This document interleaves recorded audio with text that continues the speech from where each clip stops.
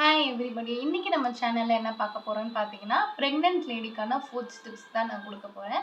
Pregnant lady நெறைய பேர் என்னென்ன மாதிரி ஃபுட்ஸ் நீங்க எடுத்துட்டு வரலாம், எதெல்லாம் உங்களுக்கு பெஸ்ட் அப்படின்றத நான் சொல்லப் போறேன்.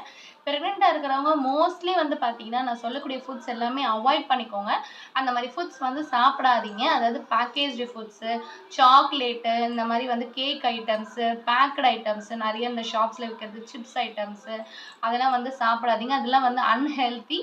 அதெல்லாம் நம்மளோட பிளட் சர்க்குலேஷனுக்கு நல்லது கிடையாது. ஸோ பிரெக்னென்ட்டா இருக்கிறவங்க கண்டிப்பா நீங்க அத அவாய்ட் பண்ணணும். அப்பதான் உங்களோட பேபிக்கு ரொம்ப நல்லது. செகண்ட் திங் எண்ணெயில வறுத்த பொருட்கள் எதுவுமே அதிகமா சாப்பிடாதீங்க.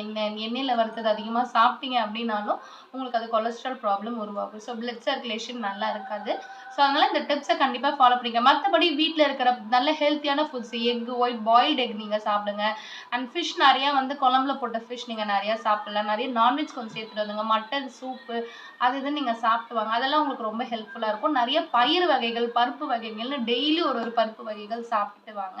கண்டிப்பா பெஸ்ட்டா இருக்கும். கீரை வகைகள் நெறைய கீரை வகைகள் சாப்பிட்டுக்கோங்க. அதுவுமே உங்களுக்கு ரொம்ப பெஸ்ட்டா இருக்கும். ஸோ இந்த மாதிரி நீங்க தொடர்ந்து ஃபாலோ பண்ணீங்க அப்படின்னாலே, கண்டிப்பா உங்களுக்கு நார்மல் டெலிவரி ஆக கூட வாய்ப்பு இருக்கு. நமக்கு உடம்புக்கு தேவையான ஹெல்த் அண்ட் சக்தி இதுல இருந்தே கிடைச்சிடும்.